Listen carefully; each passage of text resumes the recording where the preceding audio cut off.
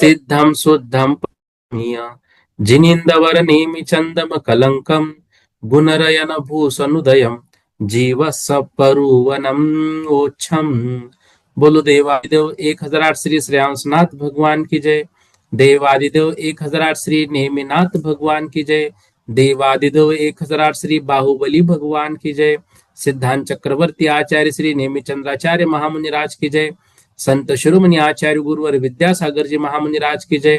विद्याकुल शिरोमणि आचार्य श्री समय सागर जी महामुनि राज की जय। निर्यापक महाश्रमण मुनि पुंगो श्री सुधा सागर जी महामुनि राज की जय। समस्त मुनि संघ की जय। अवधि ज्ञान में देशावधि ज्ञान, परमावधि ज्ञान और सर्वावधि ज्ञान के विषय में हम यहाँ पर पढ़ रहे हैं। उसमें देशावधि ज्ञान के जघन्य से लेकर देशावधि ज्ञान के उत्कृष्ट तक द्रव्य, क्षेत्र, काल और भाव का बढ़ता क्रम हमको समझाया गया था। और उसमें ये बात हमने पढ़ी कि जो देशावधि है वह देशावधि से जघन्य से लेकर उत्कृष्ट पर्यंत जैसे जैसे आगे आगे बढ़ता है वह 19 कांडकों के माध्यम से आगे बढ़ता है। तो उसमें जितने विकल्प होंगे तो द्रव्य मान लो 1 से लेकर बढ़ रहा है आगे आगे 25 तक, ठीक है ना।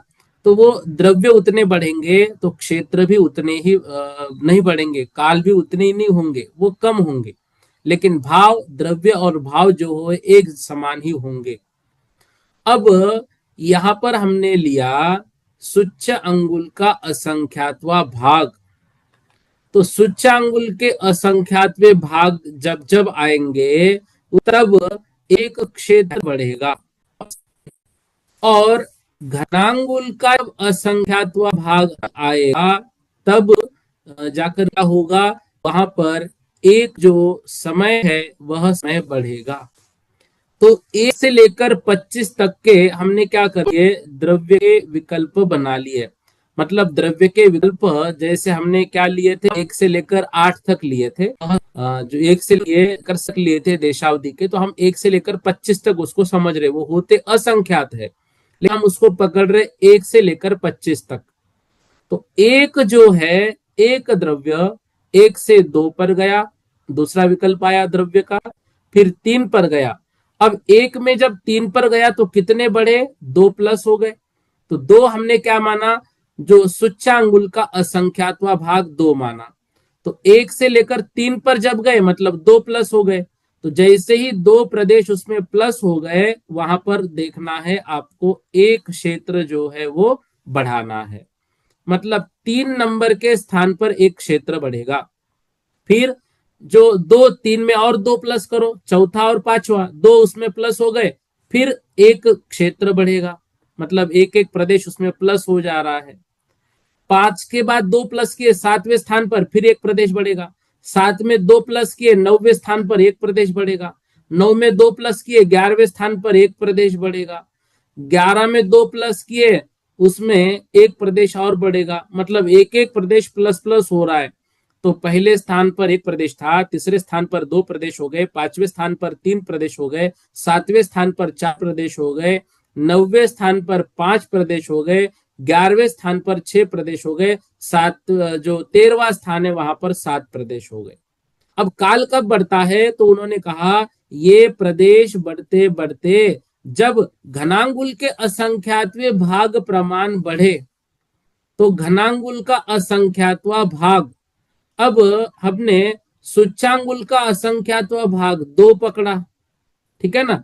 तो अब घनांगुल का असंख्यातवा भाग जो है वो 6 पकड़ना है, क्योंकि 2 के बाद जो है 2 2 2 से हम प्रदेश बढ़ाते चल रहे एक एक। अब 6 स्थान जब बढ़ेंगे, एक के बाद 6 स्थान बढ़ा दिए, कितने स्थान जाएगा, 1 + 6 7वें, 7वें स्थान पर एक काल बढ़ेगा। फिर इस 7 में और 6 स्थान बढ़ा दीजिए, 7 + 6 13, 13वें स्थान पर एक काल बढ़ेगा। अब ऐसे ही इस 13 के बाद फिर जो है 6 स्थान बढ़ा दीजिए, तो 13 + 6 19, 19वें स्थान में एक काल बढ़ेगा। फिर 19 में और 6 बढ़ा दीजिए, 25, तो 25वां जो है 25वें स्थान पर एक काल बढ़ेगा। मतलब 1 से लेकर 25 तक काल कितनी बार बढ़ा, सिर्फ 5 बार। क्षेत्र कितनी बार बढ़ा, तो 1 से लेकर 13 तक वो बढ़ा था 7 बार, और इधर जो है फिर वो 13 के बाद 2 में मतलब 15 में एक बार प्रदेश बढ़ेगा, फिर 17 में बढ़ेगा, फिर 19 में, फिर 21 में, फिर 23 में, और फिर 25 में। तो ऐसे कुल मिलाकर ये 7 और 6 13 स्थानों पर वो प्रदेश बढ़ेगा। तो 1 से लेकर 25 तक एक एक द्रव्य आगे आगे बढ़ रहा है, मतलब द्रव्य को सूक्ष्म सूक्ष्म जान रहा है। तो ऐसे 25 स्थान तक द्रव्य और भाव समान बढ़ते चलेंगे। जब द्रव्य बढ़ेगा तो इधर भाव भी बढ़ेगा, क्योंकि द्रव्य भाव के बगैर रहता नहीं है, भाव द्रव्य के बगैर रहता नहीं है। लेकिन क्षेत्र और काल जो है वो कम कम होते हुए बढ़ेंगे। ऐसे देशावधि ज्ञान का निरूपण हमने समझ लिया था। परमावधि ज्ञान में हमने क्या पढ़ा, देशावधि का उत्कृष्ट द्रव्य प्रमाण है, उसमें एक बार ध्रुवहार लगा देने से जो लब्ध प्राप्त होगा उतना ही नियम से परमावधि का जघन्य द्रव्य का प्रमाण निकलता है। 413 नंबर की गाथा यदि याद हो तो वहां पर उन्होंने ऐसा कहा था, और ये हमको मालूम भी है। हमने 7वें स्थान पर एक ध्रुवहार लगाया, 8वां स्थान जो प्राप्त हुआ था वो परमावधि का जघन्य था। अब परमावधि की जो अवगाहना हमने 7 मानी, जो होती असंख्यात है, तो उसके विकल्प हम कितने माने, जैसे वहां 7 मानी थी, 8वें स्थान से लेकर 14वें स्थान तक, वो 7 मतलब वो 7 विकल्प। ऐसे परमावधि की जो असंख्यात विकल्प कहते हैं, तो असंख्यात कितना है, तो यह बताने के लिए उन्होंने बताया तेजस कायिक जीव की जितनी राशि है उस राशि का जितना प्रमाण है, उस राशि के साथ तेजस कायिक जीवों की अवगाहना के जितने भेद बनेंगे, उस अवगाहना के भेदों को उस तेजस कायिक जीव के राशि के साथ गुना करने पर जो राशि हमको प्राप्त होगी उतने परमावधि ज्ञान के भेद होंगे, उतने भेद उतने विकल्प बनेंगे। इनमें भी जो सर्वोत्कृष्ट परमावधि ज्ञान का भेद आएगा उसमें ध्रुवहार का यदि भाग लगा दिया तो उस परमावधि के उत्कृष्ट स्थान में ध्रुवहार का भाग लगाने से सर्वावधि ज्ञान प्राप्त हमको हो जाएगा। अब परमावधि के उत्कृष्ट द्रव्य प्रमाण में एक ध्रुवहार का भाग देने से जो लब्ध एक परमाणु मात्र द्रव्य आता है वही सर्वावधि ज्ञान का विषय होता है, जिसको निर्विकल्प कहा। मतलब वो जो है अब उसके भेद पुनः नहीं होंगे। तो परमावधि के उत्कृष्ट प्रमाण में ध्रुवहार का भाग देने से सर्वावधि ज्ञान हमको प्राप्त होता है। अब ये बताया कि जैसे द्रव्य की अपेक्षा से 25 हमने भेद लगाए थे, उस 25 में द्रव्य और भाव 25-25 बार वृद्धि हुई, लेकिन क्षेत्र और काल कम हुए। क्षेत्र हो गए 13 बार और काल हुआ था मात्र 5 बार। ऐसे लेकिन परमावधि में क्या होगा, द्रव्य की अपेक्षा से परमावधि के जितने भेद हैं उतने ही क्षेत्र और उतने ही काल के भेद जो है होते हैं। लेकिन पहले से अगले का जो विषय है वह असंख्यात गुणित क्रम से आगे बढ़ेगा। तो यहां पर हमने पढ़ा परमावधि ज्ञान में द्रव्य क्षेत्र काल और भाव की वृद्धि एक साथ होती है। मतलब देशावधि में क्या हो रहा था, जो द्रव्य की वृद्धि हो रही थी, द्रव्य की वृद्धि होते होते सूच्यांगुल का असंख्यातवा भाग जब हो जाएगा तब एक प्रदेश की वृद्धि हो रही थी, और घनांगुल का असंख्यातवा भाग हो जाए तब एक काल की वृद्धि हो रही थी। परमावधि में ऐसा नहीं होगा। परमावधि ज्ञान में द्रव्य क्षेत्र काल और भाव की वृद्धि एक साथ होगी। इसलिए द्रव्य क्षेत्र काल और भाव संबंधी विकल्पों के लिए एक ही राशि निकलती है, भिन्न भिन्न राशि वहां पर नहीं निकलेगी। उसको शलाका राशि कहते हैं। जैसे द्रव्य शलाका राशि देशावधि ज्ञान में 25 आई, भाव की शलाका राशि देशावधि ज्ञान में 25 आई, लेकिन क्षेत्र की राशि 13 आई और काल की राशि 5 ही बार आई। लेकिन यहां पर सबकी शलाका राशि समान आएगी, एक ही आएगी। अब वो कितनी आएगी तो बताया, तेजस कायिक जीव की जो अवधारणा के विकल्पों से तेजस कायिक जीव के राशि को गुना कर दिया, तो जितने भेद होंगे उतने उस शलाका राशि वो उत्पन्न हो जाएगी, मतलब उतने विकल्प आएंगे। तो क्षेत्रोपम अग्नि जीवों से देशावधि के उत्कृष्ट द्रव्य क्षेत्र काल भाव की खंडन और गुणन रूप जो शलाका से हम उसको निकालेंगे, तो द्रव्य क्षेत्र काल और भाव का उत्कृष्ट परमावधि वहां पर हमको प्राप्त होगा। तो इतना हम समझते हैं, परमावधि ज्ञान के जितने भेद द्रव्य के हैं उतने ही क्षेत्र के हैं, उतने ही काल के हैं, उतने ही भाव के हैं, इसमें कोई भी भिन्नता नहीं आएगी।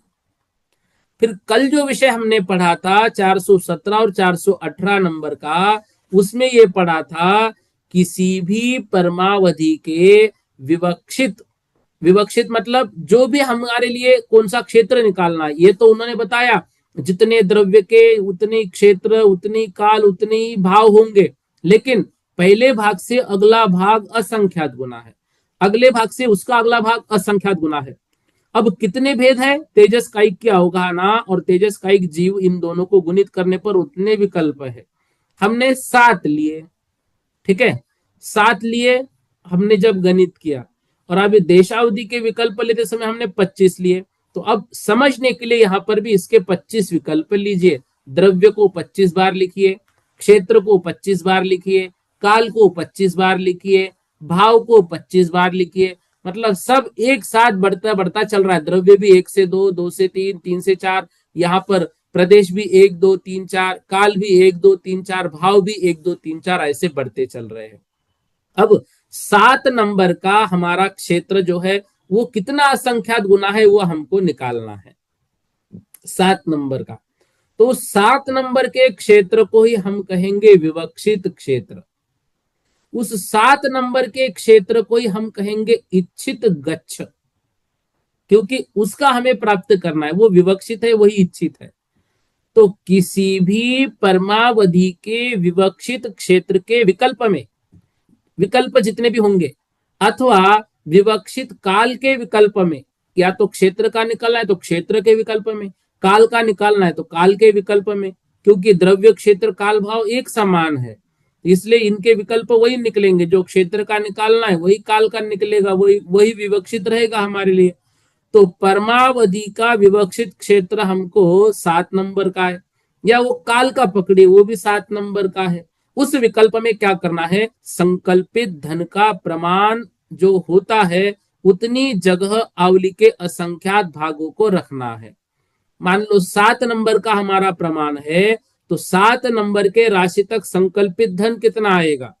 तो यदि सामान्य भाषा में हम इसको कहेंगे 1 2 3 4 5 6 7, इतना संकल्पित धन है के साथ, नहीं नहीं ऐसा नहीं, इसको क्या करना पड़ेगा, 1 2, तो 1 + 2 3 हो गए, +3 6 हो गए, +4 तो 6 में 4 हो गए 10, 10 में +5 15, 15 में +6 21, और 21 में +7 तो ये 28।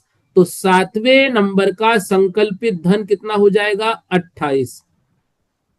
तो आवली के असंख्यात जो भाग है, आवली का असंख्यात्वा भाग 1 बार, आवली का असंख्यात्वा भाग 2 बार, आवली का असंख्यात्वा भाग 3 बार, ऐसे इसको 28 बार रखना पड़ेगा और आपस में इनका गुणाकार करना पड़ेगा। जो राशि उत्पन्न होगी, अब वही राशि नहीं, जो राशि उत्पन्न होगी उस राशि को उत्कृष्ट देशावधि के क्षेत्र से और गुणाकार करना है। 28 की राशि मान लो हमारी आई, अब 28 की राशि को आवली के असंख्यातवें भाग, आवली के असंख्यातवें भाग को 28 बार रख के हमने गुणित किया।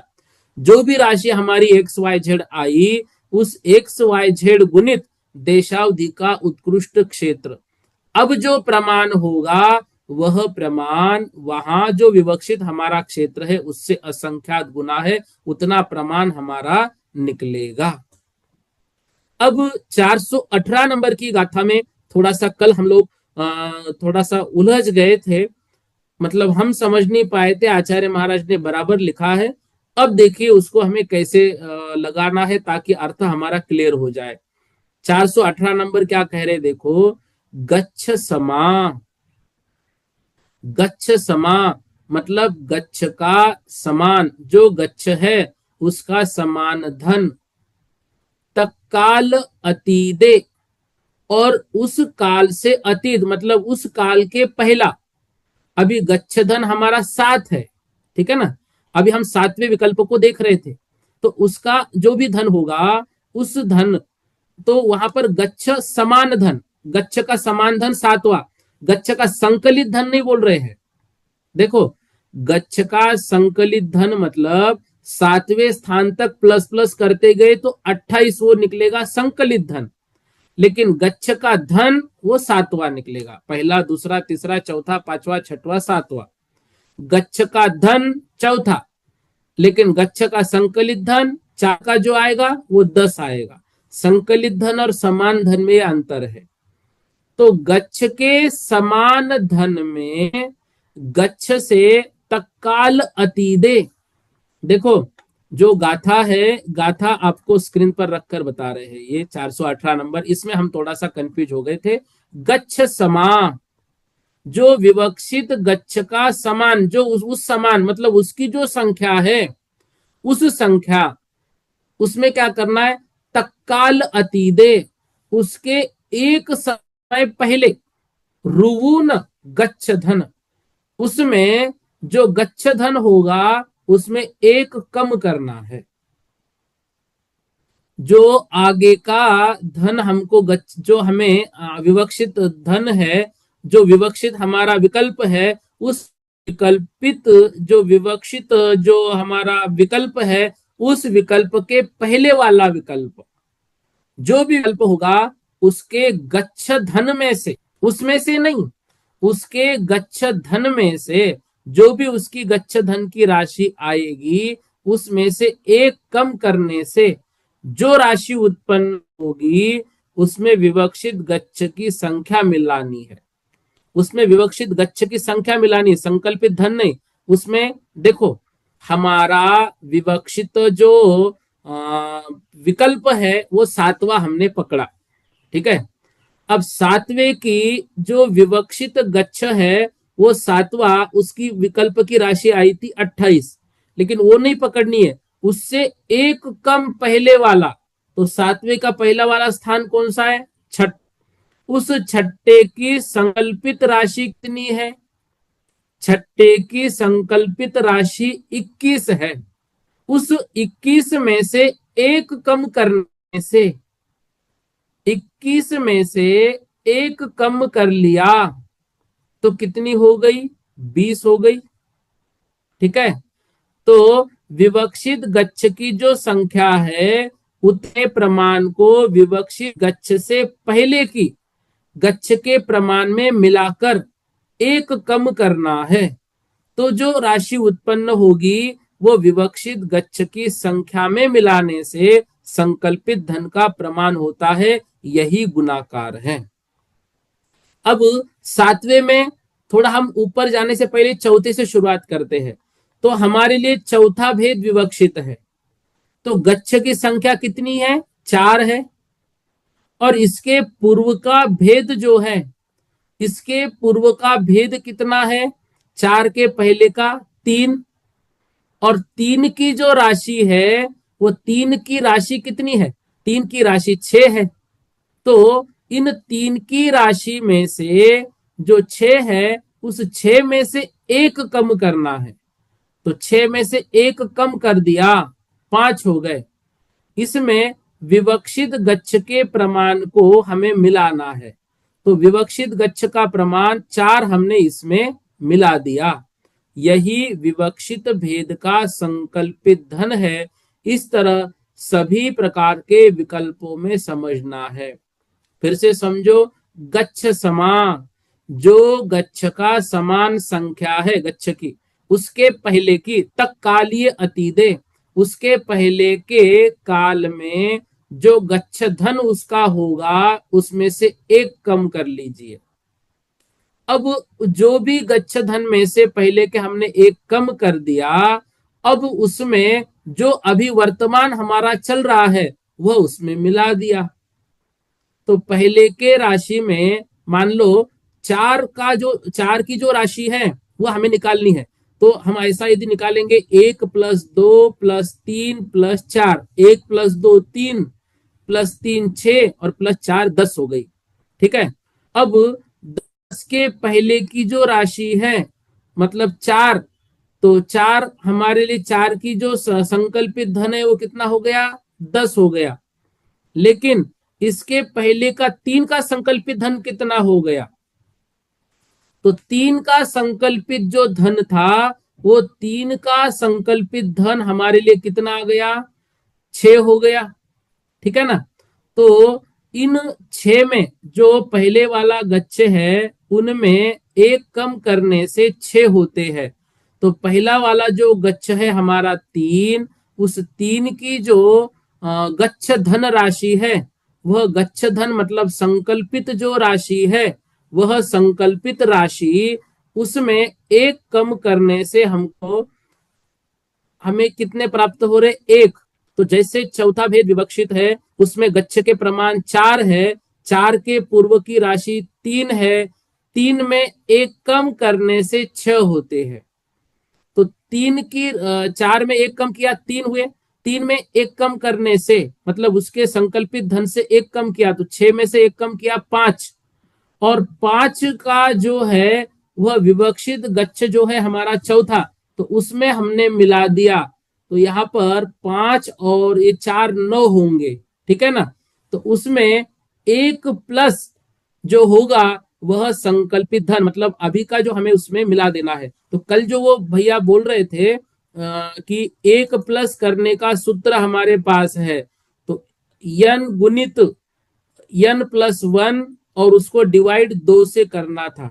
लेकिन ये गाथा के लिए हमको दिक्कत जा रही है। जैसे 5 का संकल्पित धन हमको निकालना है, तो 5 का संकल्पित धन कितना है ऐसा निकालेंगे तो 15।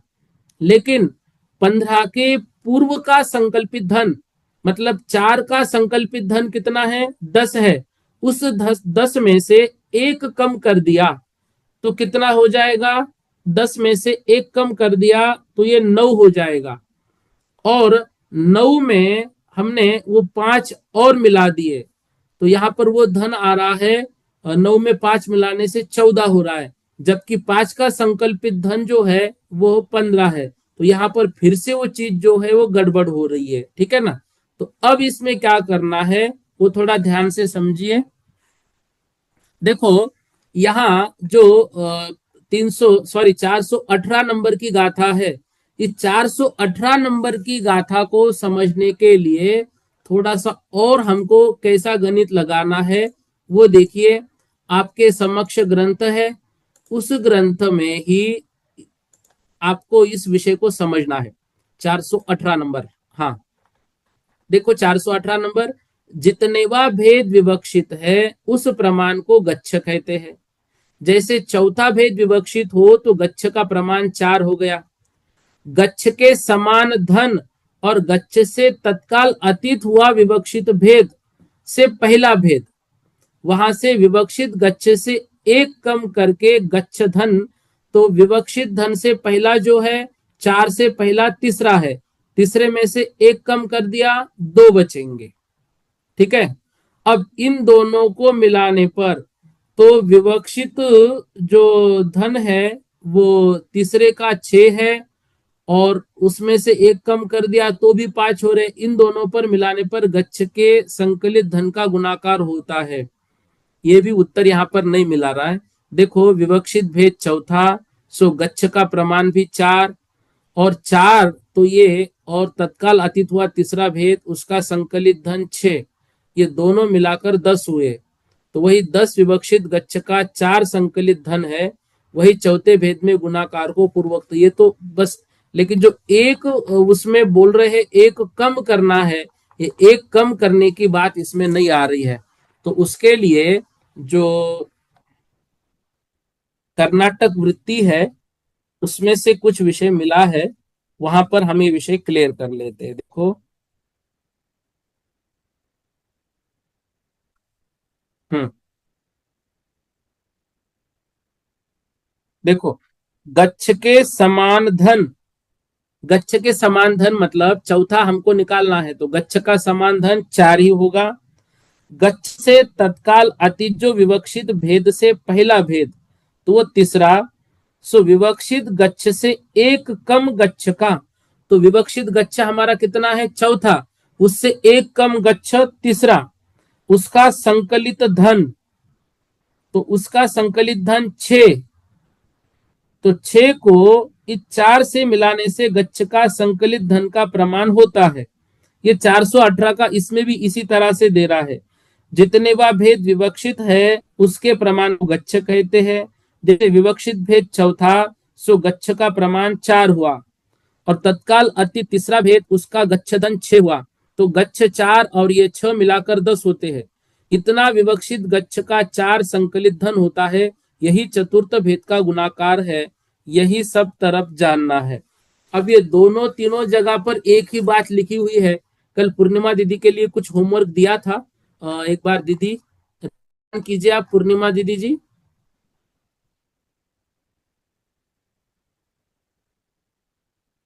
पूर्णिमा दीदी जी रेज हैंड कीजिए।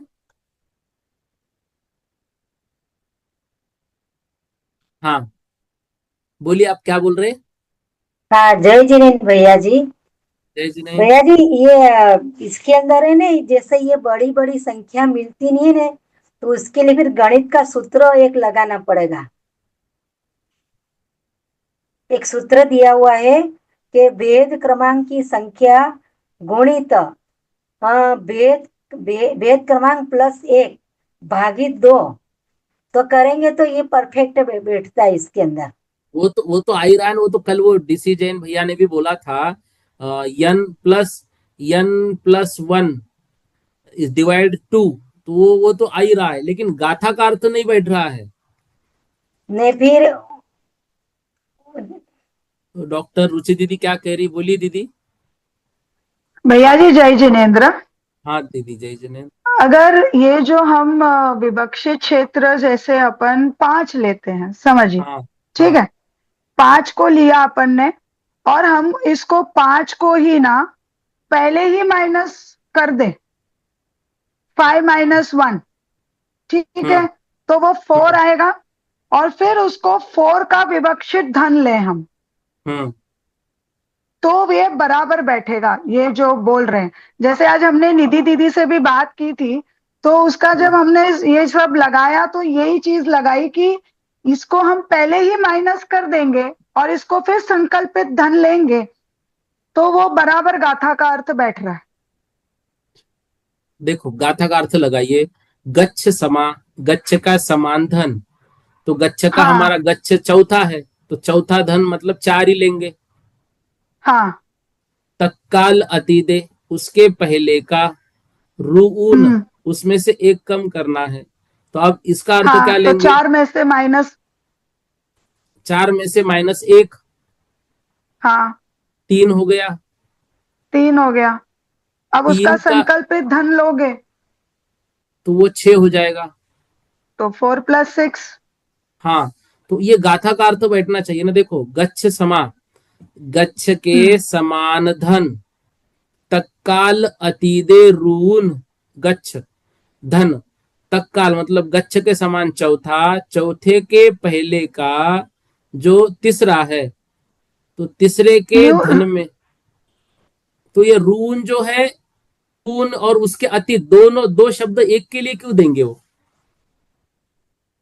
चौथे में से एक कम करो तो तीसरा आएगा, तत्काल अतिथि भी दिया और उसके पहले वाला, तो ये दो शब्द एक के लिए नहीं देंगे ना।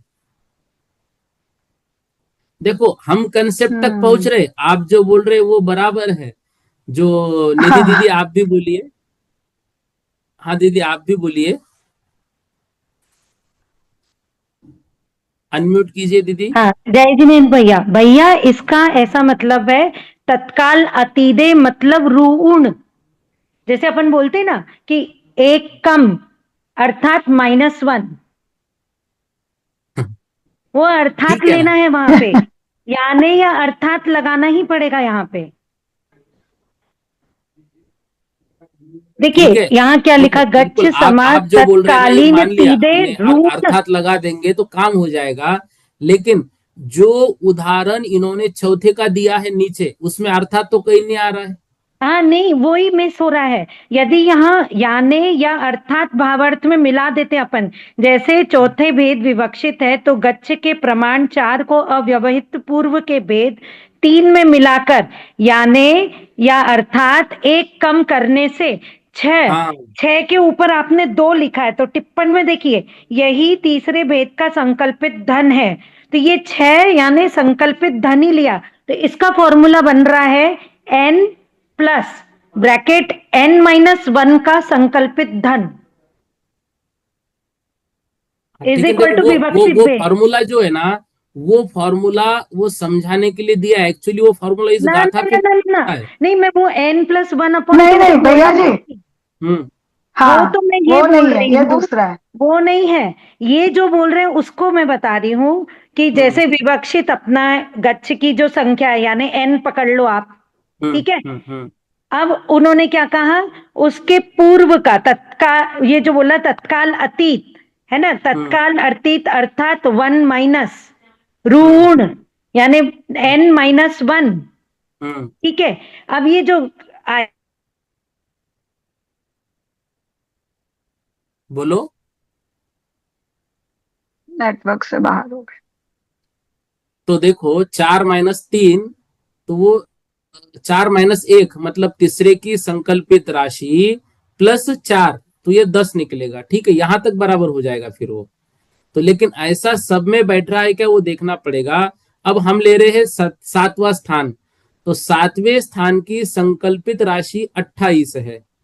ठीक है, अब क्या करना है, 7वां स्थान ब्रैकेट में 7-1 मतलब छठे स्थान की राशि, तो वो 21 होगी, प्लस ये राशि, तो 21 + 7 28, ये ऐसा बराबर निकल जाएगा।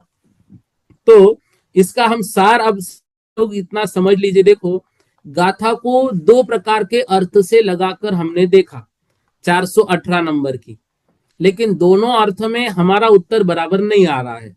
तो इसके लिए जो तत्काल अतीदे, उसके पहले वाला अर्थात रून, मतलब एक कम करना है, यही अर्थ हम लगाकर अभी आगे बढ़ते हैं। ठीक है, तो सभी लोग देखो, अब इसको इसी तरह से लेना है। हम इस गाथा का अर्थ ले रहे हैं गच्छ समा, जो हमारी विवक्षित राशि है, मान लो 4 है।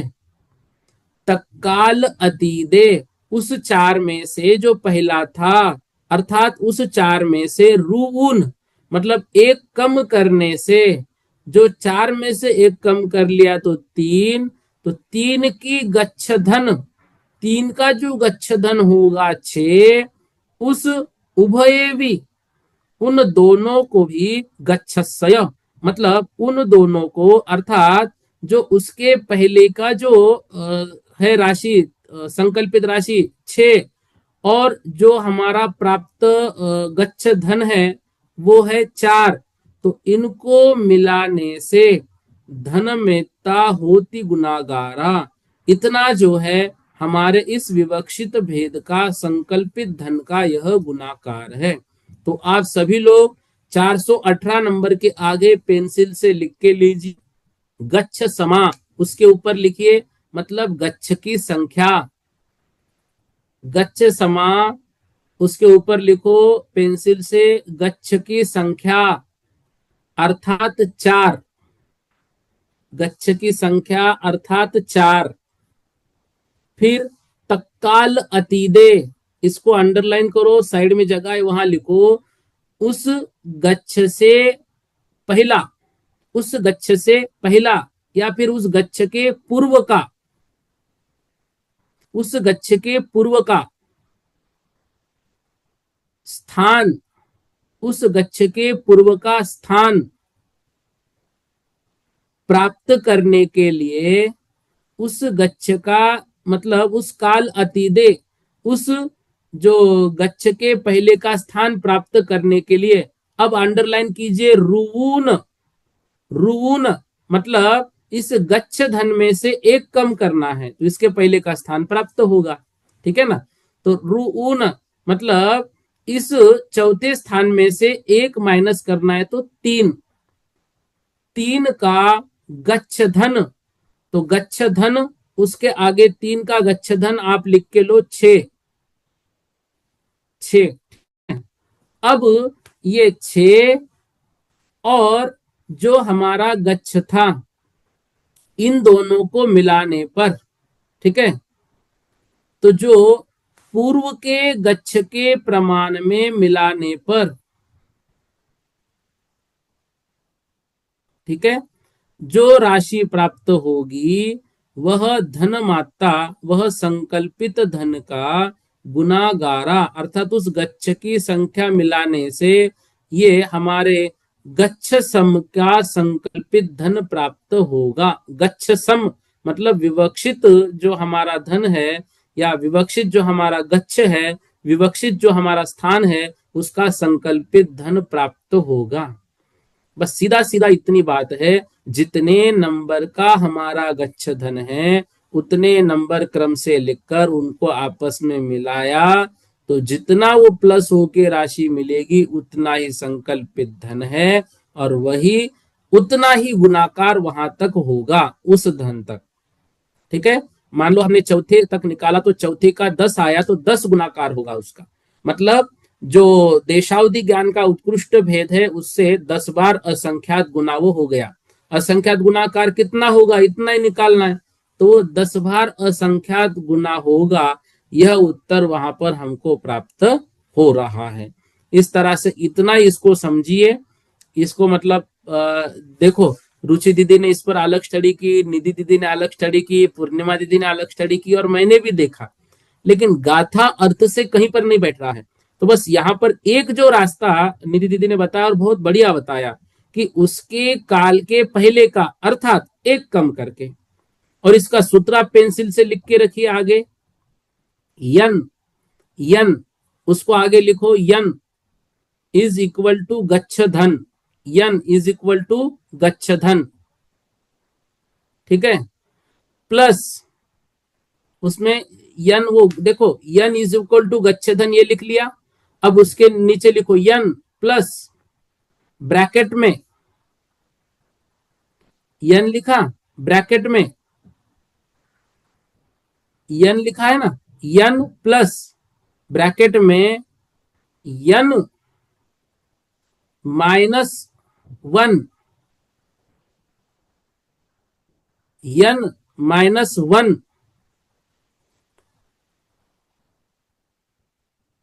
की संकल्पित का लिखो, का संकल्पित धन, n-1 का संकल्पित धन, n प्लस n-1 का संकल्पित धन, ऐसा आप बना लो, ये सूत्र बनेगा। n प्लस n माइनस संकल्पित धन का जो है वो उसको हमें इज इक्वल टू, तो n हमने पकड़ा 4, फिर प्लस किया n-1, तो n-1 इज इक्वल टू 3, 3 का संकल्पित धन 6, तो 6 और 4 को मिला दिया तो वो 10, तो ये संकल्पित धन हमारा प्राप्त हो जाएगा। तो इसको इतना अभी हम समझ के इसको आगे बढ़ते हैं, ठीक है। 419 में हमें पढ़ा जो उत्कृष्ट अवधि ज्ञान के क्षेत्र में परमावधि के उत्कृष्ट क्षेत्र का भाग देने से जो लब्ध प्राप्त होगा वह सर्वावधि संबंधी क्षेत्र के लिए गुणाकार है, अर्थात सर्वावधि संबंधी काल का प्रमाण लाने के लिए असंख्यात लोक का गुणाकार है। इसके भावार्थ में दिया था, ये गाथा कल हमारी हो गई थी, असंख्यात लोक के प्रमाण को 5 बार लोक के प्रमाण से गुना करने पर जो राशि उत्पन्न हो उतना सर्वावधि ज्ञान का उत्कृष्ट क्षेत्र प्रमाण है। इसमें परमावधि के उत्कृष्ट क्षेत्र का भाग दिया तो सर्वावधि के क्षेत्र संबंधी गुणाकार का प्रमाण निकलता है। अर्थात इस गुणकार का परमावधि के उत्कृष्ट क्षेत्र प्रमाण के साथ गुणा करने से सर्वावधि के क्षेत्र का प्रमाण निकलता है। और इसी तरह सर्वावधि के काल का प्रमाण निकालने के लिए असंख्यात लोक का गुणकार है। अर्थात असंख्यात लोक का परमावधि के उत्कृष्ट काल के प्रमाण के साथ गुणा करने से सर्वावधि के काल का प्रमाण निकलता है। तो असंख्यात लोक का गुणकार, असंख्यात लोक को असंख्यात बार लिखना पड़ेगा। अब उसकी जो राशि होगी उस राशि का आपस में गुणाकार करना है। ये जो राशि प्राप्त होगी उसको परमावधि के उत्कृष्ट काल के साथ गुणा करेंगे तो सर्वावधि के काल का प्रमाण जो है हमको प्राप्त होगा। ठीक है, इस तरह से इन दो ही विषय को हम लेते हैं। कल की जो दो गाथाएं हैं वो गाथाएं भी हमको सिर्फ इतना बताती है, मतलब यहाँ पर परमावधि के विषयभूत उत्कृष्ट क्षेत्र और उत्कृष्ट काल का प्रमाण जो है वह निकालने के लिए दो करण सूत्र यहाँ पर दिए हैं। तो वो हम समझेंगे। उसमें सिर्फ इतना समझिए, विवक्षित राशि मतलब जो राशि हमको प्राप्त करनी है, देय राशि मतलब हम उसमें जो अभी राशि देंगे, अर्धछेद मतलब उसका अर्धछेद, लब्ध मतलब प्राप्त। ठीक है, इसको कल की इसमें हम विशेष तरीके से लेंगे और उसको समझेंगे कि ये कैसे यहाँ पर भेद जो है तो होते हैं। देखो 419 नंबर की गाथा को कल हमको पढ़ना है।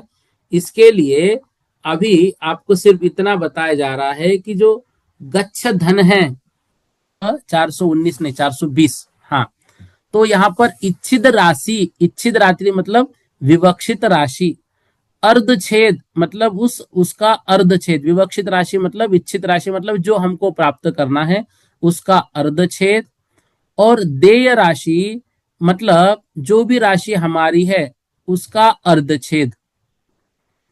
तो अर्धछेद मतलब होता है, देखो जैसे जो 4 का वर्ग है वो कितना है, तो 4 का वर्ग 16 है, तो 16 का अर्धछेद जिसको हम वर्गमूल बोलते हैं वो 4 है। ठीक है, तो उसको अर्धछेद, वर्गमूल को अर्धछेद बोलते हैं। और अर्धछेद का अर्थ यहां पर वर्गमूल लेना है। तो मतलब ये बता रहे हैं जो जैसे 16 है, 16 का हमने 16 का राशि जो है उसका अर्धछेद निकाला तो 16 का अर्धछेद होगा 4। ठीक है ना, और उस 16 को जो इच्छित राशि हमको मिली थी, मान लो वो इच्छित राशि हमको 256 मिली, तो 16 का अर्धछेद 4 है, तो 256 का अर्धछेद मतलब 256 किसका वर्ग है, 8 का, तो 8/4 लिखना पड़ेगा। अर्धछेद को अर्धछेद से भाग करना पड़ेगा, 8/4 इज इक्वल टू 2। तो अब उस देय राशि मतलब 16 को कितनी बार हम, मतलब 16 का देखो 8 का जो है वह जो 256 है वह 256 किसका वर्ग है, तो वह 256 जो वर्ग है वो किसका रहेगा वो हमें निकालना रहेगा। तो इसको हम कल के इसमें समझेंगे। अभी सिर्फ हमने इतना समझा, इच्छित राशि मतलब विवक्षित राशि, अर्धछेद मतलब वर्ग, और जो दीय इच्छित राशि मतलब जो देय राशि है हमारे लिए जो अभी प्राप्त करने की राशि है, लब्ध मतलब जो हमें उत्तर प्राप्त होगा वह लब्ध होगा। इस तरह से कल का विषय जो है थोड़ा वो अलौकिक गणित के अनुसार होगा, इसको कल हम समझेंगे। लेकिन ये जो दो गाथाएं है थोड़ी सी भली कठिन हो समझने के लिए समझेंगे, बाकी परीक्षा में ये नहीं आएगी। आपको पहले भी बोला था कि संख्या के रूप में ये अलौकिक गणित का विषय जो है वो नहीं लेंगे। अब बहुत सारे लोगों ने प्रश्न भेजा कि भैया आपने तो बोला था संख्याओं का नहीं पूछेंगे, लेकिन जो पेपर लिया उसमें संख्याओं का पूछ, ये कहा था मतिश्रुत ज्ञान संबंधी संख्याएं है वो आसान है और उसको हमने डिटेल में पढ़ा हुआ है, इसलिए वो पूछेंगे। आवधिक ज्ञान का जो विषय कठिन है ना संख्याओं के बारे में, वो नहीं पूछेंगे। लेकिन इसका मतलब आप ये भी बोल देंगे कि अवधि ज्ञान के कितने भेद है, तो कितने भेद भी संख्या में आते हैं। तो वो पूछना तो भाई जो आवश्यक है, जो आसान है, वो संख्या के रूप में पूछा जाएगा। जो कठिन है वो विषय वहां पर नहीं पूछेंगे। ये आपको याद रखना है, ठीक है। बस आज के लिए इतना ही पढ़ते हैं। इसके आगे हम कल की कक्षा में पढ़ेंगे। पूर्णिमा दीदी जी को तो हो गया था दीदी, और कुछ पूछना है आपको? नहीं, नहीं पूछना कुछ भी। ठीक ठीक, चलेगा। अभी देखो, जिनके प्रश्न है वो ले लेते हैं, लेकिन उससे पहले कल हमने एक तय कर लिया कि हम क्या करेंगे, पहले जिनवानी स्तुति कर लेंगे। जिनवानी स्तुति के बाद कायद सर्ग कर लेंगे, सबको जय जिनेन्द्र होगा, तो फिर जिसको छोड़ के जाना है वो जा सकते हैं। क्या होता है, कुछ लोग ऐसे प्रश्न पूछ रहे जो मतलब ऐसा लग ही नहीं रहा कि 8वें साल के अनुसार वो प्रश्न है, कहीं के कहीं मिला देते हैं, फिर वो प्रश्न पूछते हैं, तो इससे बाकी के समय का समय वेस्ट हो रहा है। तो हमें ऐसा नहीं करना है। जिनको नहीं समझ में आ रहा है वो उनके प्रश्न हम बाद में ले लेंगे। हाँ, वैलिड प्रश्न जो है वो बिल्कुल सही है, उसमें पूछने में दिक्कत नहीं है, हम मौका लेकिन सबको देंगे। ऐसा नहीं कि भाई जिनको समझ में नहीं आ रहा है तो उनके प्रश्नों को हम इग्नोर कर रहे हैं, ऐसा नहीं करेंगे। बट वो जिनवानी स्तुति के बाद सबके प्रश्न हम ले। अब उन प्रश्नों को जिनको सुनना है वो रुके रहे, और जिनको नहीं सुनना है वो छोड़ के जा सकते हैं। तो जिनवानी स्तुति करने का यह हमें फायदा मिलेगा। बुद्धि समाधि परिणाम शुद्धि स्वात्मोपलब्धि शोषो की सिद्धि चिंता मनिम चिंतित वस्तुदानिम त्वमंद्य मानस्य ममास्तु देवी।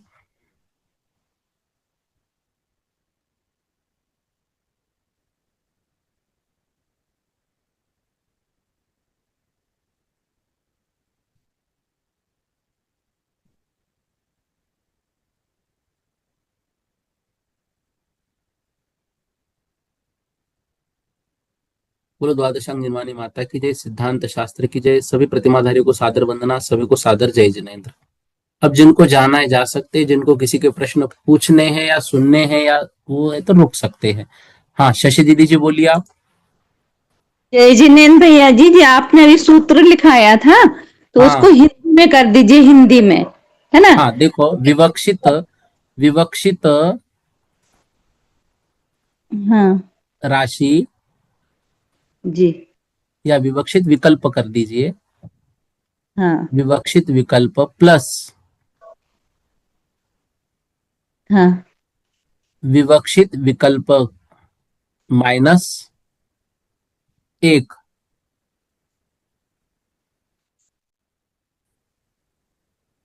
विकल्प।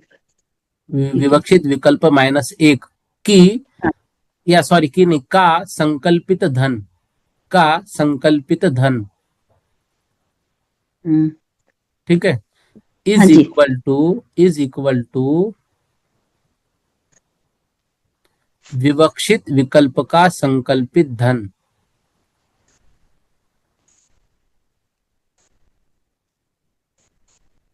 ठीक है, जी उसके नीचे लिख लीजिए विवक्षित विकल्प, मतलब 4 लिखो बस, आप विवक्षित विकल्प ऊपर लिख लिया 4 प्लस जी। 4 -1 3। हाँ, ठीक है, 3 ठीक है। का संकल्पित धन 6, हम्म, 6 + 4 इज इक्वल टू चौथे स्थान का यह संकल्पित धन है 10। ठीक है। हाँ भैया जी, और पूछना था। हम्म, ये बोलो। आया था ना 417 गाथा में कि हम्म, संकल्प धन का जितना प्रमाण हो उतनी जगह आवली के असंख्यात भागों को रखकर, तो फिर आवली हम्म। का असंख्यात भाग क्या लिया था भैया इसमें। देखो, आवली का असंख्यात्वा भाग क्या होता है ये हमको भी नहीं मालूम, और ये आचार्यों को भी नहीं मालूम। उन्होंने क्या बोला है, जितनी आवली है उस आवली का असंख्यात्वा भाग जो भी आता होगा उसको उतनी बार रखना है। ठीक है, अब हाँ आवली का असंख्यात्वा भाग कैसे निकालेंगे? तो एक आवली मतलब हमने क्या लिया था, असंख्यात समयों की एक आवली हाँ और संख्यात आवलियों का 1 सेकंड। ठीक है, हाँ तो हाँ। एक आवली में समय कितने होते हैं? असंख्यात। तो आवली असंख्यात। का असंख्यातवा भाग मतलब एक समय, वहां पर एक उत्तर आएगा। लेकिन आवली के असंख्यातवा भाग जो है वहां पर उसको उतना गुणित करते हुए चलना है, यूं समझ लीजिए बस। अब वो राशि है, उन्होंने वो राशि कुछ नहीं दी है। अच्छा अच्छा। ठीक है, ठीक है, वो गणित तो आ गया समझ में, वो यानी पहले भेद में एक फिर दो मिला के फिर तीन, मतलब ऐसे हाँ हाँ कर। ठीक है, देखो वो याद रखना है भाई, संकल्पित धन निकालते थे कैसे है। लेकिन अब वो क्या होता है, एक से लेकर मान लो 15 20 30 तक हम निकाल पाएंगे, 30 से आगे हाँ का नहीं निकाल पाएंगे। तो उसके लिए उन्होंने क्या किया कि पहले ही जो जो हमारा टारगेट है विवक्षित, उसके पहले वाले का संकल्पित धन। लेकिन पहले वाले का संकल्पित धन निकालने के लिए भी तो हमें उतना ही करते चलना पड़ेगा ना फिर से। हाँ जी हाँ। तो मान लो समझो 27वीं का हमें संकल्पित धन निकालना है, उसके लिए क्या करना है, हाँ 26वीं का संकल्पित धन प्लस 27 उसमें प्लस करने हैं। लेकिन 26 के संकलित धन निकालने के लिए फिर क्या सूत्र है, वो तो करना ही पड़ेगा ना फिर। हाँ तो जी, करना तो थोड़ा सा पड़ेगा। इस गाथा में कहीं ना कहीं हम लोग और एक विषय कहीं ना कहीं मिस कर रहे हैं। अब वो क्या कर रहे हैं उस पर फिर स्टडी करते हैं। आज हमने क्या किया, उसमें सामान्य रूप से समझ के आगे बढ़ चले, लेकिन इसको फिर हाँ भी जी थोड़ा वक्त देना पड़ेगा, कहीं ना कहीं कोई बात मिस हो रही है। नहीं तो हमें वो डायरेक्ट वो संकल्पित धन निकल के आना चाहिए। नहीं तो ऐसा हम कितने असंख्यात बार है, वो असंख्यात बार थोड़ी एक एक संख्या को रख के हम गुणित करके देखेंगे। समझ रहे हैं सही है ना। भैया। हाँ हाँ हाँ। बस वो समझने के लिए उतना लिया है हमने, अब देखते हैं उसमें आगे क्या होता है। ठीक है। अच्छा, जी भैया, एक और है, असंख्यात लोक के प्रमाण को 5 बार लोक के प्रमाण से गुणा करना है। तो जैसे मान लो हम्म, एक लोक होता है, अब इधर हम्म, एक साइड असंख्यात लोक लेना है और इस साइड 5 लोक लेना है, उसका गुणा हम्म, करना है। ठीक है हम्म, ऐसा? हाँ बराबर। ठीक है, वही समझ रही थी। अच्छा, और संकल्पित धन को मतलब इसी को गच्छ बोलते हैं, संकल्पित धन को। ना, गच्छ मतलब हमारा विवक्षित स्थान, वो चौथा स्थान है। चौथे भैया स्थान उसमें में एक जिनवाणी दो तीन चार ये संख्या आ गई। तो एक हाँ दो तीन चार की संख्या में 10, वहां पर 1 + 2 3 +3 6 +4 10। तो ये संकल्पित धन उसका 10 होगा, और वो गच्छ हाँ। हमारा 4 होगा। अच्छा भैया, ठीक है। इसमें नीचे लिखा है संकल्पित धन को ही गच्छ धन कहते हैं, इसी में लिखा है 202 पेज पे हाँ हाँ देखो, टिप्पण में। गच्छ बात अलग हो गई और गच्छ धन अलग हो गया। गच्छ अच्छा, धन मतलब वहां का संकल्पित धन, और गच्छ मतलब वो स्थान। ठीक है भैया। हाँ।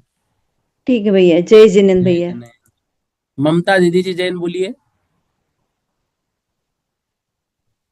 जय जिनेन्द्र भैया जी। जय जिनेन्द्र। भैया जी, क्या अक्षरात्मक श्रुत ज्ञान के 6 स्थान होते हैं? हाँ, अक्षरात्मक के, अनक्षरात्मक के होते हैं 6 स्थान तो। पूर्णिमा दीदी जी बोलिए इसमें। भैया जी, ये कल मैंने ना पूरा वीडियो सुन के ने वो बोलते गए, ऐसे लिखती गए एक बार, इसमें से ना नहीं फिर नहीं, ये दूसरी नहीं, ये संख्या नहीं, भी ये बोल निकाले रहे थे। हैं, ये बोल रहे हैं कि अक्षरात्मक के 6 स्थान होते हैं क्या, अनक्षरात्मक के होते हैं, ऐसा बोल रहे हैं। नहीं, मैंने नहीं सुना, क्या एक बार और बोलो। ममता दीदी जी बोलो फिर से। जय जिनेन्द्र भैया जी, हाँ। आपने जो पेपर में दिया ना, अक्षरात्मक श्रुत ज्ञान के 6 स्थान लिखिए। तो हम्म। अनक्षरात्मक के होते हैं 6 स्थान तो, असंख्यात लोक प्रमाण। हम्म। तो अक्षरात्मक के भी होते क्या, हमें पूछ रहे थे। पूर्णिमा दीदी बोलो। हाँ, एक सेकंड देख रहे हैं।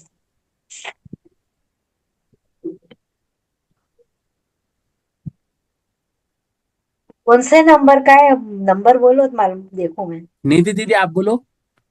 जय जिनेन्द्र। वहाँ हाँ। ये पूछा है कि एक शब्द बदल है ना। अक्षरात्मक, वहां पे ये श्रुत पूछा है ज्ञान। कि अक्षरात्मक श्रुत ज्ञान के कितने षट स्थान होते हैं। तो हम्म। षट स्थान नहीं है, कितने स्थान ही है, वो ठीक है। लेकिन अपन 6 का लेते हैं, इसीलिए उसमें कितना स्थान होता है। मेरी एक भाभी है यहाँ पे, बिमला भाभी, उनसे डिस्कशन हुआ था इस पे। तो अक्षरात्मक शुद्ध ज्ञान के संख्यात होते हैं, ठीक है ना। संख्यात रूप में वो अक्षर बढ़ता है, ठीक है ना, क्योंकि वो अक्षरात्मक है। तो ये एनालिटिकली इसको ऐसा लिया कि इसमें संख्यात भाग वृद्धि और संख्यात गुण वृद्धि, ऐसा लेने पर वहां 2 ही बनते हैं स्थान। संख्यात भाग वृद्धि और संख्यात गुण वृद्धि। ऐसे करने पे दो और स्थान इसके भी बनते तो हैं। उत्कृष्ट स्थान बने, उत्कृष्ट जघन्य भी लिखा होगा ना उसमें, नहीं? नहीं, वो विमला भाभी को किसी किताब में विशेष में उन्होंने लिख रखा है कि यहाँ पे दो स्थान बनते हैं। और फिर मैंने जब अपनी किताब देखी तो उसमें संख्यात आया है वृद्धि, हम्म क्योंकि वो अक्षरात्मक है इसीलिए। हम्म। तो ठीक है ना। वो ये उस प्रश्न अपेक्षा क्रमांक से क्या है, वहां। प्रश्न क्रमांक क्या है ये? 1 मिनट भैया बता रहे हैं।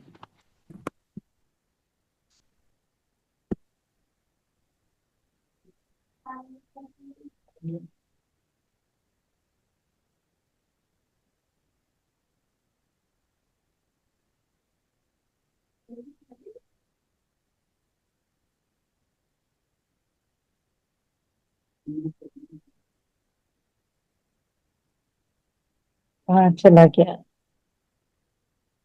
क्या हुआ? मिलने का भैया पेपर में से अक्षरात्मक। ये पूर्णिमा जी ढूंढे थे, पूर्णिमा जी आपको मिल गया कि ये हाँ भैया जी, उसका उत्तर आएगा असंख्य लोक प्रमाण।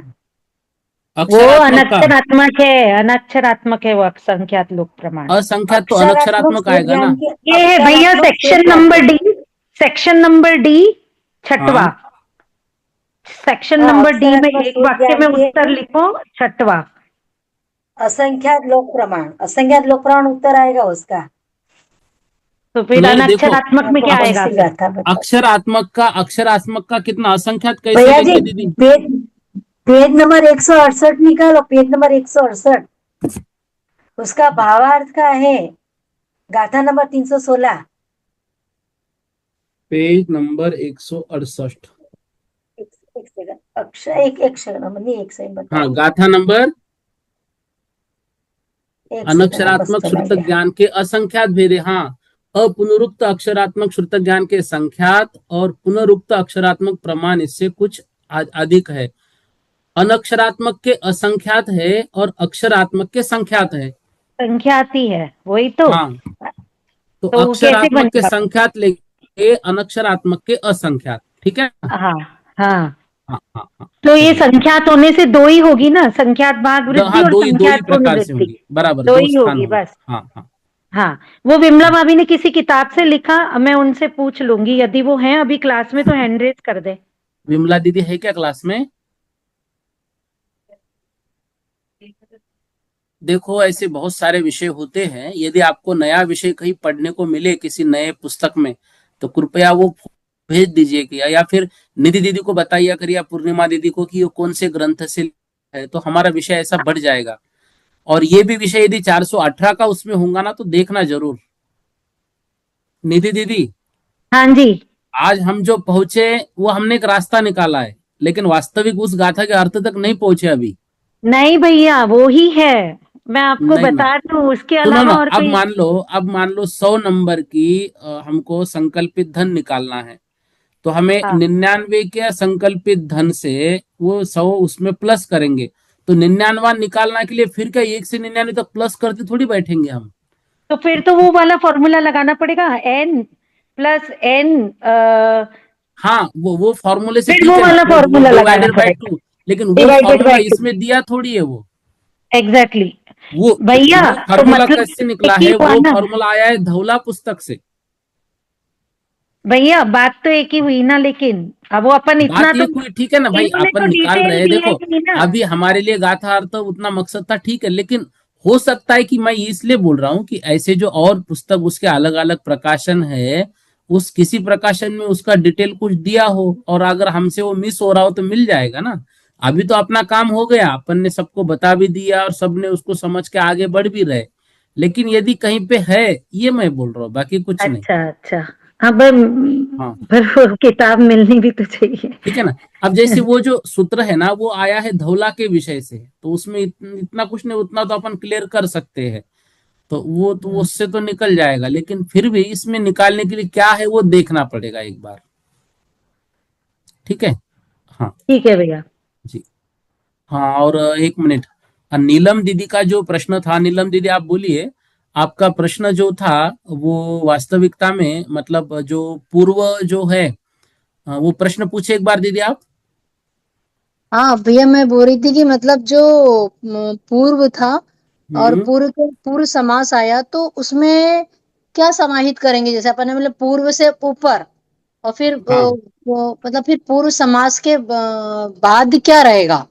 मेरा हाँ ये बराबर। कहने का था। तो कल कल जो है, कल मैंने इसमें ये बताया था कि बाह्य जो ज्ञान है वो भी इसमें लेना है, बाह्य श्रुत ज्ञान। तो हाँ। वो इसमें सब लोग उस गलती को सुधार लीजिएगा, वो उसमें नहीं मिलाना है। तो इसमें जैसे दिया है पेज नंबर 176 पर, तो उसमें दिया है उसके बाद पद संगात की वृद्धि उसी क्रम से पूर्व समास के अंतिम भेद तक क्रिया विशाल समास के उत्कृष्ट स्थान पर्यंत होती है। तो ये क्रिया विशाल तक जो है उसको हम पूर्व समास मानेंगे।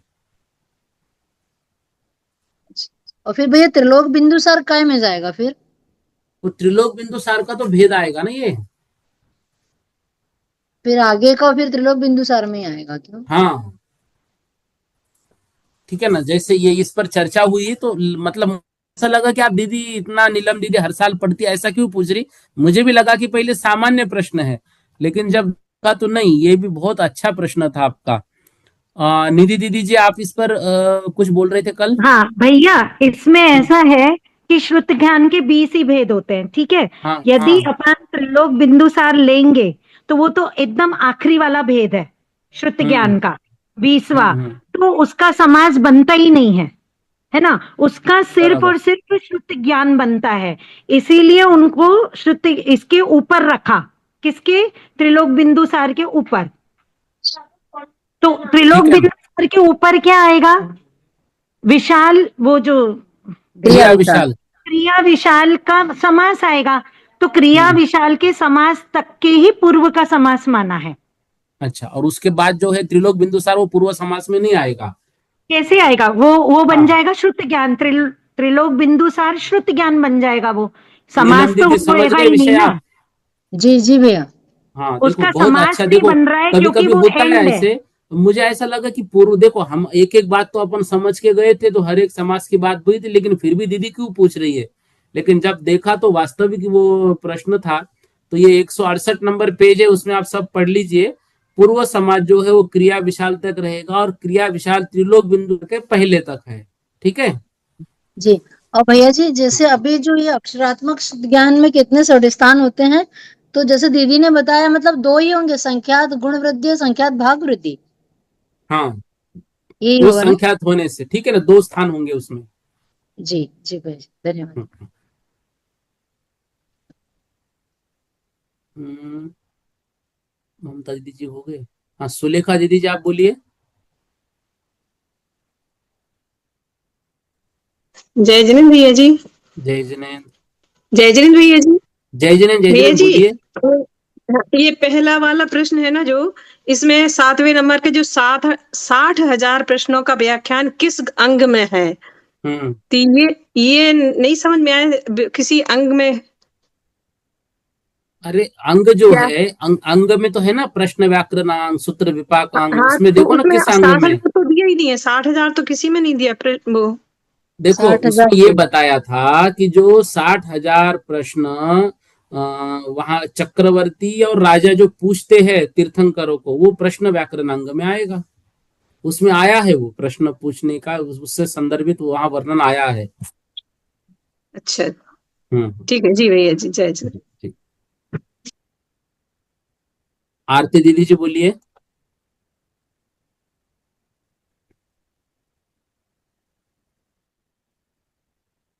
आरती दीदी जी अनम्यूट कीजिए। हाँ भैया वीणा जी, दीदी जी। हाँ बोलो। जय हिंद भैया जी। भैया जय जी, जी। वो तो व्याख्या प्रज्ञप्ति में आया ना 60,000 प्रश्न का उत्तर तो। हाँ कहीं तो भी एक जगह आया है, व्याख्या प्रज्ञप्ति है, प्रश्न व्याकरण एक बार देख लेना आप उसको। हाँ, व्याख्या प्रज्ञप्ति में आया है, प्रश्न हाँ व्याकरण में नहीं आया है। हाँ हाँ मैंने ठीक है देखा, ठीक है। मैंने सर्च करा था। और लेकिन भैया जी, साठ ये हजार जो 60,000 का विषय आया है ना उसमें ग्रंथ में। आया आया भैया। हाँ आया है, ठीक ठीक चलेगा। और भैया जी, जो है ना, आपने ये जो क्वेश्चन दिए थे निबंधात्मक, जो मति ज्ञान का भेद लिखना है और शुद्ध ज्ञान का लिखना, तो इसको किस टाइप से लिखने में, मतलब मतलब कैसे मति लिखना ज्ञान से है? आप क्या क्या समझे, क्या क्या विषय उसमें आया है, वो सार सब आना चाहिए उसमें। तो उसमें डेफिनेशन उसके पॉइंट वगैरह पूरे आ जाएंगे। भाई डेफिनेशन सबके नहीं भी आए तो मूल मूल बात है मति ज्ञान की आई, फिर मति ज्ञान की जैसे अवग्रह, इहा, अवाय, धारणा, ये श्रुतक ज्ञान में जैसे आ गए, तो ये श्रुतक ज्ञान ये प्रत्येक की मत लो, लेकिन वो कैसे किस प्रकार से होता है उतना उतना तो ले लो। अच्छा, और भैया एक क्वेश्चन हो रही है, श्रुति ज्ञानावरण कर्म के भेद ये कितने आएंगे? श्रुतक ज्ञान के कितने भेद है? वही तो समझ में उतने आते। श्रुतक ज्ञानावरण के आ जाएंगे। तो 20 वाले लिखे या कौन से लिखे, वो समझ में नहीं आ रहा। आप उसी गाथा में देखो, उसी गाथा में 2-3 बार वो वर्णन आया है, अर्थ में भावार्थ में पढ़ो आप, ठीक है। भैया हाँ जी। हाँ, कल्पना दीदी जी बोलिए आप।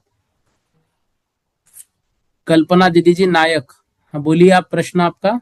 जय जिनेन्द्र भैया जी। जय जिनेन्द्र। हाँ, ये हम कह रहे हैं जी अक्षरात्मक जो चल रहा है स्थान का, तो इसमें हाँ ये नहीं पड़ा कि उर्वरांक, चतुरांक, पंचांक ये लिखने हैं क्या उसमें नाम? नहीं, अभी उसमें सिर्फ इतना लिखना है कि संख्यात स्थान होते हो, संख्यात स्थान लिख लीजिए, ठीक है। बस ये नहीं लिखना कि अष्टांग तक, ये इनके नहीं 6 अभी स्थान अभी का उसके नाम ऐसे नहीं करना। संख्यात में 2 कर लीजिए, संख्यात भाग वृद्धि और हम्म, संख्यात गुण वृद्धि, ठीक है। अच्छा। और जो हाँ द्वि रूप गण धार वो दिया है रूप उसका, तो उसमें हाँ इकट्ठी आना है क्या प्रमाण उसका? हाँ, फिर एक कम इकट्ठी आएगा। तो वो संख्या भी, पूरी संख्या भी लिखनी है क्या? हाँ हाँ हाँ। अच्छा भैया जी, क्या हुआ जब जो क्लास पढ़ा रहे थे ना, तो हम क्लास अच्छे से अटेंड नहीं कर पाए थे, तो हमको वीडियो नहीं मिल रही है आपकी ये वाली जो आप समझा रहे थे सब चीजें। अभी ये ग्रुप पे भेजिए ना ये सब ग्रुप वीडियो। में हमने कल वीडियो देखी थी, तो वो वीडियो वहां से स्टार्ट नहीं है, बाद से है स्टार्ट। ठीक है ना, उसको देखते हैं। हाँ, हमको बोला पहले मैंने की चाहिए सांगानेर, जो। एक्चुअली आप थोड़ा हाँ सांगानेर सब लोग फोन कीजिए, उनको बोलिए कि क्रम से डालिए, सांगानेर बात होगी तो हो जाएगा वो। आप भी बोलिए, मैं भी बोल ही रहा हूँ उनको, ठीक है ना। हाँ, वो पहले की वीडियो चाहिए जो आप जो समझा रहे थे ना, अंक के सब चीजें अंकों वाली, हम्म। तो वो क्या हम नोट नहीं, नहीं आ कर जाएगी पाए आ थे। जाएगी, वो कर रहे हैं, पता नहीं उसका कुछ तो भी टेक्निक है, वो आ जाएगी। एक बार आप सांगानेर बात कर लेना, अच्छा, ठीक है। बात की तो है, बात की कल वीडियो देख रहे थे, मैंने पहले की नहीं मिली। और शुद्ध ज्ञानावरण कर्म के 20 भेद है, पर्याय पर्याय समास वाला, हाँ ये ठीक है सब ना, है उनको उसमें। उनको ढूंढ ना। हाँ हाँ, श्रुतक ज्ञान ठीक है के भैया। जितने भेद आएंगे उतने ज्ञानावरण के आएंगे। हाँ हाँ हाँ। और वो चूलिका का वो पूछा है संख्या का जोड़, तो पांचों चूलिकाओं का पूरा का लिखना है जोड़, है ना? हाँ पूरा लिखना है, पूरा लिखना है। बहुत अच्छा, हाँ ठीक है भैया जी। हाँ, जय जी। जय जिनेन्द्र भैया। हाँ, कैलाश चंद्र जी लिखा है आईफोन।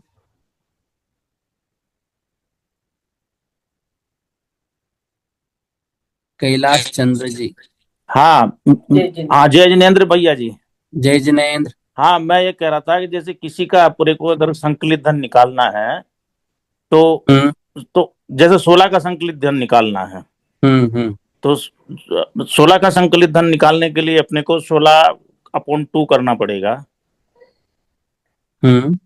और उसको गुणा करना पड़ेगा फिर n+1 से, जैसे 16+1 से फिर उसको। हाँ वो देखो, वो जो सूत्र आया है ना, वो हाँ सूत्र हाँ अपने को बराबर है। वो हाँ हाँ, सूत्र आया है धवला ग्रंथ से, जी जी जी। ठीक है ना। वो अपन मना नहीं कर रहे, उस ग्रंथ हाँ से उत्तर बराबर प्राप्त हो रहा है। हाँ, संकलित धन इस किसी से गाथा किसी का भी निकाल सकते हैं। 418 नंबर की गाथा का कहना क्या है, इसको अपन ने अभी समझ लिया भाई, एक कम पहले हाँ अर्थात एक कम करके, हाँ, ये वो तो, समझ के हम आगे बढ़ रहे, लेकिन इसका और कुछ विशेष अर्थ कहीं है क्या, वो देखना चाह रहे। हाँ और आप जो सूत्र बोल रहे हैं ना, हाँ वो हाँ सूत्र है, हाँ, लेकिन वो इस गाथा से सूत्र नहीं बन रहा है, जी वो जी धवला की गाथा से बन रहा है, वो अलग गाथा है वो, जी जी जी जी। ठीक है ना। हाँ, हम्म, चलिए। श्री कांता जी जैन बोलिए। जय जैन भैया जी। भैया जी जो 60 लाख पद का बाला है, तो चतुर्थ अस्ति नास्ति प्रवाद पूर्व में 60 लाख पद हैं, ये आया है। अस्ति नास्ति प्रवाद पूर्व में 60 लाख पद हैं। किसका बोल रहे हैं आप? 60 लाख पद बोल रहे थे ना, 60 लाख इसमें आया है, तो नहीं नहीं नहीं चतुर्थ नहीं, अस्ति 60,000 नास्ति। 60,000 प्रश्न की बात है। 60,000 प्रश्न पूछते हैं ना, वो व्याख्या अच्छा प्रज्ञप्ति में आए, सब बोल रहे हो। 60,000 प्रश्न की, 60 लाख की बात नहीं है वो। अच्छा, 60,000 प्रश्न, ठीक है। हाँ हाँ हाँ, ठीक है। हाँ, कुमकुम जी जैन बोलिए। जय जी भैया जी।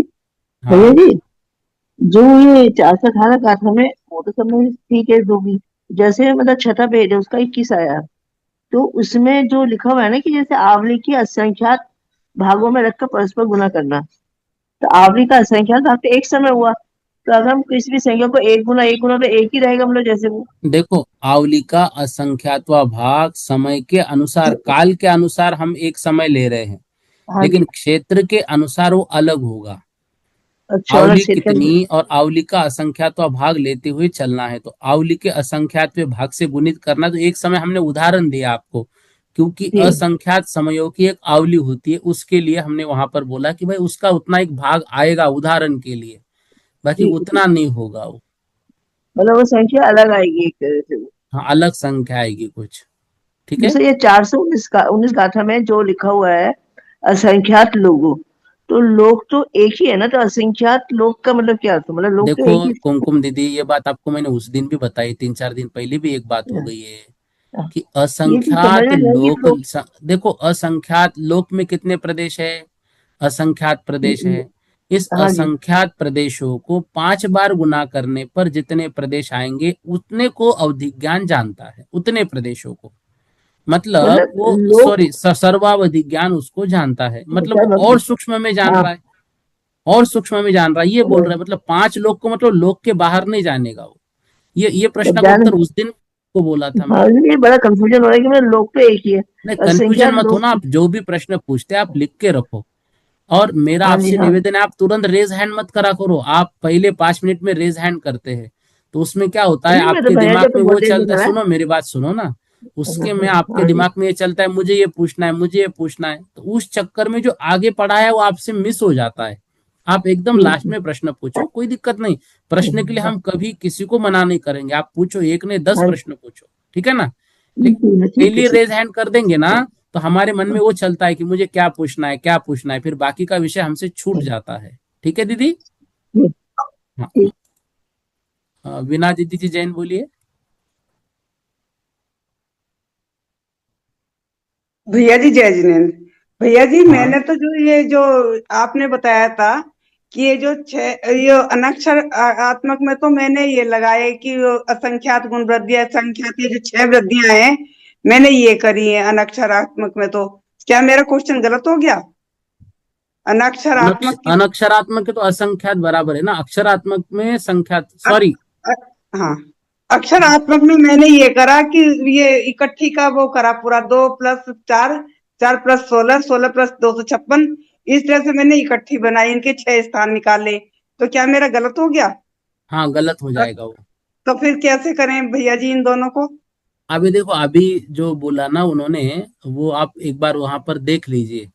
अच्छा, एक भैया जी आपकी वो जो वीडियो है ना विप्सा ये विप्सा वाली जो होगा। हाँ, आपकी जो वीडियो आ रही देश अवधि ज्ञान की तो आ रही है, मतलब अवधि ज्ञान की तो पूरी आ रही है, जो पुरानी वीडियो है वो बिल्कुल नहीं आ रही है।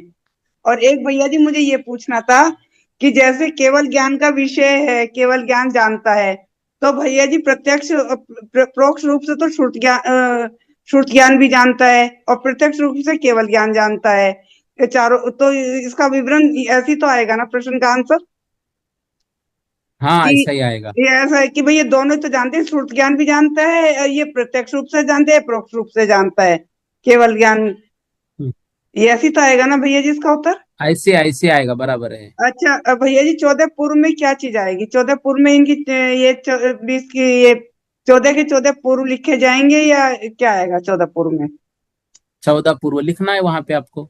अच्छा, ये उत्पाद अग्रगायनी वगैरह ये लिख हाँ, दिए। जो भी है वो सब लिखना और है। अच्छा, एक भैया जी एक इसमें आप ये आया। सुनो, आप सारा पेपर मुझसे सॉल्व करके नहीं मत नहीं, लो, मैं आप तो ये वहां पे पूछूंगा देखो ना। नहीं, जैसे मैंने और इसमें मेरी एक बात सुनो, इसकी इसके आंसर शीट में भेजूंगा, तब उसमें क्रॉस चेक करो।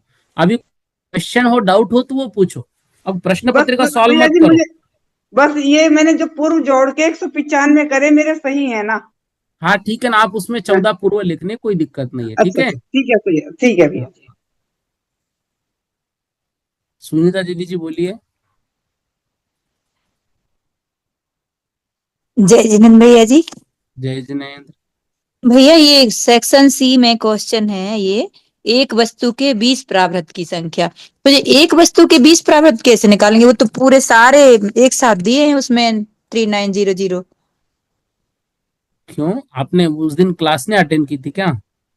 नहीं, कब की क्लास, ये हमने नहीं पढ़ा, मतलब किस दिन की क्लास है, अटेंड नहीं की होगी फिर हमने। नहीं नहीं, ठीक है ना। उस वो प्राभृत जो है वो कितने प्राभृत से वो वस्तु बनी है, तो जितने प्राभृत से वो वस्तु बनी है तो एक प्राभृत भी कैसे बना है, तो उतने उतने प्राभृत उसमें लिखने पड़ेंगे सब में, तो उतने से बना है। इसका जो वर्णन है ना वो आप एक बार पढ़ लीजिए, फिर आप वो प्रश्न पूछिए, ठीक है ना। नहीं तो हाँ, तो उसमें अलग अलग दिया है, लेकिन एक वस्तु के 20 प्राभृत कैसे निकालेंगे, एक वस्तु के। तो वो 20 प्राभृत बनने, देखो एक प्राभृत हुआ, ऐसे एक हाँ। प्राभृत जैसे 20 प्राभृत जब बन जाएंगे तब जाके एक वस्तु प्राप्त होगी। मतलब एक वस्तु में उतना ज्ञान होगा जो 20 प्राभृत के बराबर होगा। अच्छा। मतलब हम बोलते हैं भाई एक आदमी में कितना बल है, 10 हाथी के बराबर बल है, तो वो हाँ 10 हाँ। हाथी जो है वो एक हाथी में कितना होगा उतना, अब 10 हाथी में मिलकर कितना होगा उतना, उस एक आदमी में उतना बल होगा, वो बता रहे हैं, ठीक है ना। अच्छा तो वो वहां पर प्राभृत की जो संख्या है 20 प्राभृत मिलने के बाद एक होता है, ऐसा बता रहे हैं, ठीक है। अच्छा। हाँ हाँ हाँ। ओके भैया। माया जी जैन बोलो। भैया जी मैं बोल रही थी कि जो एक प्राभित बोल रहे तो उसके अंदर 20 जो है वो तो 390 आ रहा है। अब जो भी हो निकाल के देखो ना थोड़ा, देखो वो क्वेश्चन पेपर अभी हल मत करो मुझसे, आप सभी निकालो ना उसको थोड़ा सा, भैया जी थोड़ी मैं एक मेहनत प्रश्न मेरा उसमें था, करो। ये तो मैं उनका हाँ सुनने के बाद में बोल रही हूँ कि 390 आ ही रहा है वो तो।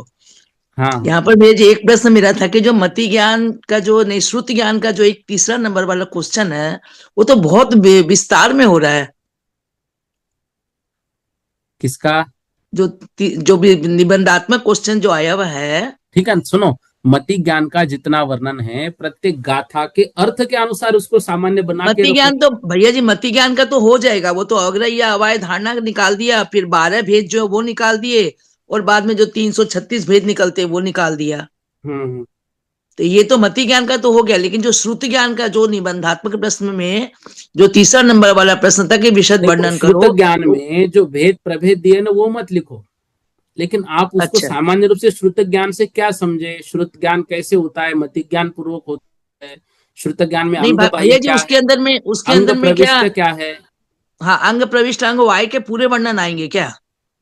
उसको सामान्य रूप से लिखो ना। अंग बाह्य में 11 अंग 14 पूर्व, 12 अंग 14 पूर्व का ऐसा वर्णन एक सामान्य रूप से आप लिखो, एक दो पंक्ति जो है। ये इसलिए प्रश्न दिए कि ऐसे ही प्रश्न आप बना के रखोगे ना तो आपको टेंशन नहीं रहेगा बाद में। तो भैया जी जो श्रुति ज्ञान के जो 20 भेद जो पर्याय पर्याय समास वगैरह जो आ रहे हैं तो उसका भी वर्णन आ जाएगा क्या उसमें? देखो गाथा के अर्थ अनुसार कर देना, श्रुत ज्ञान की गाथा के अर्थ के अनुसार जितना उसमें शॉर्टकट दिया है उतना शॉर्टकट करो आप, भावार्थ के में मत जाओ, उसके भेद प्रभेद मत लिखो, लेकिन अर्थ अर्थ अनुसार तो उतना वर्णन आना चाहिए करते। फिर भी बड़ा ही होगा भैया जी, ये क्वेश्चन तो थोड़ा बड़ा देखो हो होगा जाएगा। बड़ा, होगा बड़ा, इसमें अपने को मार्क कितने आए वो नहीं देखना, ये कि हमारे विषय कितना समझ में आए। ठीक ठीक है भैया जी, जय ये जिनेन्द्र। देखो ये पेपर मत समझो, ये हम नोट्स बना के रख रहे हैं परीक्षा की तैयारी के लिए, यूं समझो। भैया जी हम तो नोट्स ही बना रहे हैं इसका। और क्या, ठीक है ना। ठीक है भैया, जय जिनेन्द्र। जय जिनेन्द्र। इतना आज पढ़ लेते हैं।